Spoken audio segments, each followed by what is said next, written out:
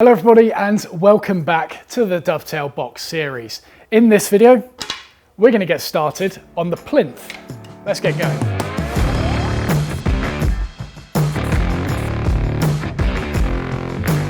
Right, so the plinth is another difficult one to kind of teach because there are so many different ways to get it done.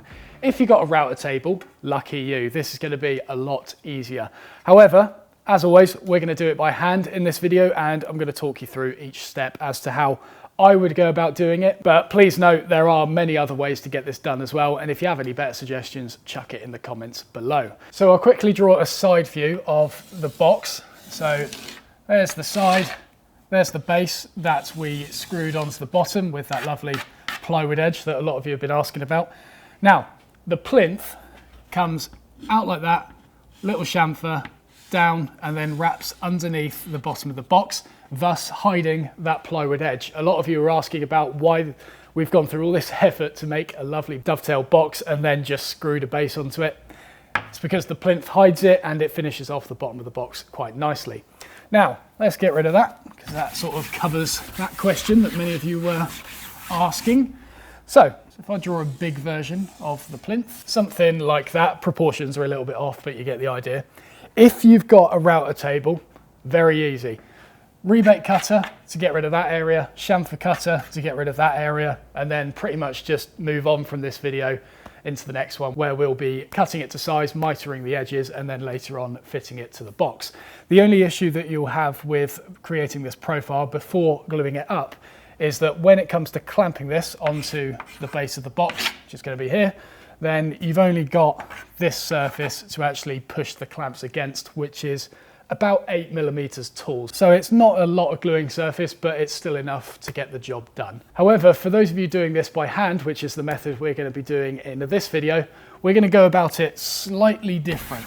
Really shouldn't be wiping off this chalk with a black jumper, should I? What we're going to do is create just the rebate on the plinth, and we'll do that using exactly the same methods as we did on the lid of the box, either getting rid of that with a shoulder plane, getting rid of it with a router plane, whatever works, to be honest. And then once we've done that, that entire assembly is going to be stuck to the side of the box, which gives us a slightly larger gluing surface to push against the side of the box. And then once it's stuck, that's where we'll chamfer this down by hand. Does mean you've got to be a little bit careful about planing this edge and potentially catching the side of the box, but it's a lot easier planing a chamfer on this once it's fixed and making it meet up perfectly on the corners, as opposed to doing it on an entire length by hand and then try and get that fitted to the outside of the box. It also means that it gives us that larger gluing surface, which you wouldn't get from a router table if you were to machine both the rebate and the chamfer all in one. Of course, you could kind of go for a mix between the two methods and do the rebate on the router table and just get that done consistently and quickly, and then carry on as we would with the hand tool method, where you just stick it on as one big block and then finish this off by hand. So machine there, hand here, and then you sort of get the best of both. But if you've got a chamfer cutter and a router table, it might just be easier just to do that straight away. It's completely up to you. At the end of the day, whatever method you go for, whether it's cutting the chamfer before sticking it on or if it's cutting it after it's stuck on, it doesn't change too much. You won't face any major issues either way. It's just some are slightly easier than others. So to begin with, we're going to start marking out the rebate using a marking gauge, and I've cut it into two lengths like this, but you could cut this again if you want to make it a bit more manageable. Completely up to you. I reckon that's about as long as I want to go while cutting this rebate. Firstly, I'll set the marking gauge to the depth of the rebate, and I'm just going to pick which side of this looks nicer, i.e. less defects on it, and we want to be the outside edge. Something unsightly going up here, so this will be the front edge. Little defect up here, but I'm pretty sure that will be cut out once I get this down to length. So get the depth marked nice and consistently all the way along.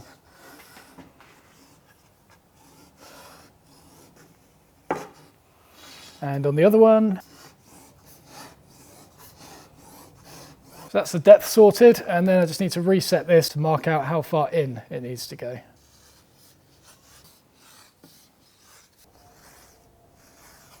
And then just to make sure I cut the correct part of this material out, I'm obviously going to mark which area needs to be removed. So I'm probably going to cut this rebate using the rebate plane. However, I'll quickly show you how to do it with the shoulder plane as well. If you're doing it with a shoulder plane, pop the plinth on the workbench and then get another piece of material that's the same thickness mounted just behind it. Bit of plywood on top, get a nice sort of flat edge to work with obviously. And then clamp that down so it lines up with the marking gauge line that you've got on there. And then you need a little stop at the end, which is also clamped to the bench so that when you're working on this rebate, this isn't slipping forwards and backwards.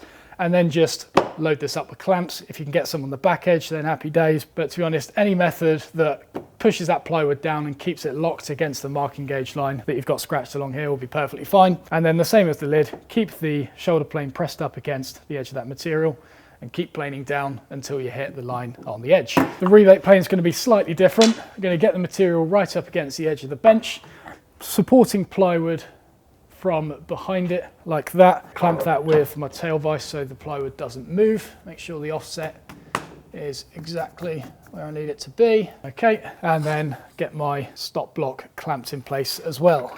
And there you go, so plywood is locked down. This is just sitting in there loose, but that is then restricted by the backstop down here. And even though the plywood is quite obviously sitting higher than the plinth on this side, as long as you've got nothing sticking out the side of the rebate plane, so for example this bar is sticking out at the moment, but I can loosen a couple of screws on the back and pull that bar out a little bit further. In fact, just push it like that, there you go. Now the entire side of this is nice and flat, and even though the plywood's sitting higher, nothing is restricting access. Okay, now we can begin rebating. So same as before, start at the very end of the cut and then gradually bring it back until we get a full length shaving, and this will prevent the plane from tracking the grain as it would if we were to start the rebate all the way back from here on the first pass. So patience is key here.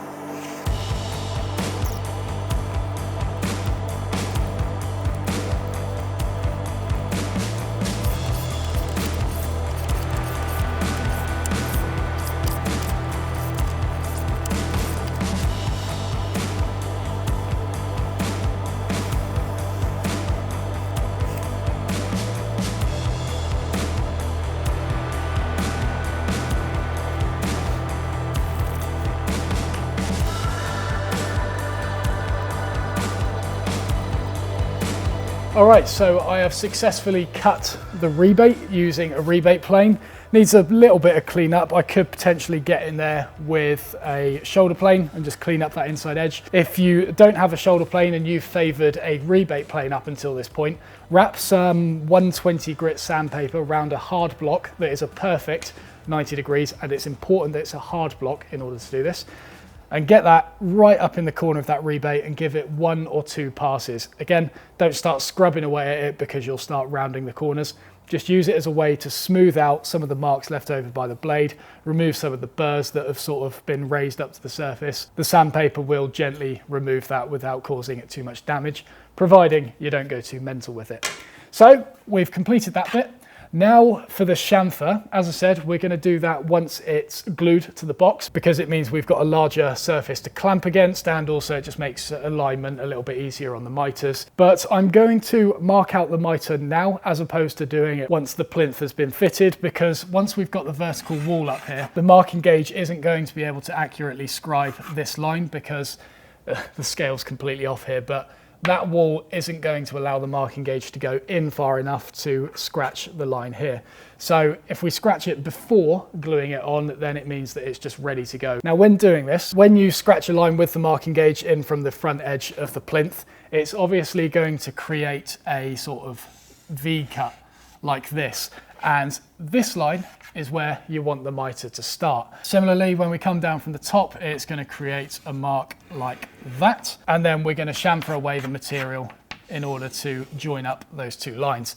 The reason I'm drawing this is because although we want to use a marking gauge to mark this out, just ensure that you don't make it too deep. Because if you really start cutting into it at this point, that area there is going to become a gap, and that area there is going to become a gap. Well, not a gap, but it's going to leave a mark behind that's going to be difficult to remove, and you might have to make this miter slightly larger than expected, which isn't the end of the world, but is also completely avoidable providing you don't cut too deep with this. It's okay to cut deep with the marking gauge with regards to the rebate, because when that material was there, it created a V-cut like this, and then, you know, all that turns to waste anyway. So just have an idea as to which side of the mark that bevel is going to be and if it's going to cause issues later on. The mitre is a good example of this. So I'll set that marking gauge to 4mm, which is the depth of the chamfer. And I'm going to use this just to lock it in place while I mark it. Very lightly scribe that along the top edge so that it's not too deep but still easily visible. And there you go, guys. That long contraption there is how you cut the profile for the plinth, or is one of the methods of cutting the profile for the plinth. So as I said, in order to do this with a shoulder plane or a rebate plane, all you really need is a long straight piece of plywood or MDF or even wood, as long as it's got a long straight edge that you can reference off or use as a backstop for this piece to support it from behind, then this isn't too difficult of a job. And I would like to reiterate, if you have a router table, just get the rebate and the chamfer done now. It's going to make clamping slightly more difficult, but it means you haven't got to faff around with shaping that chamfer on after it's glued onto the box. So you win some, you lose some, that kind of thing. So you're now ready to move on to the next lesson, which you can do so by clicking the link below. And if you haven't already, please subscribe by using the left-hand button to the left-hand side of this video. I will see you in the next one.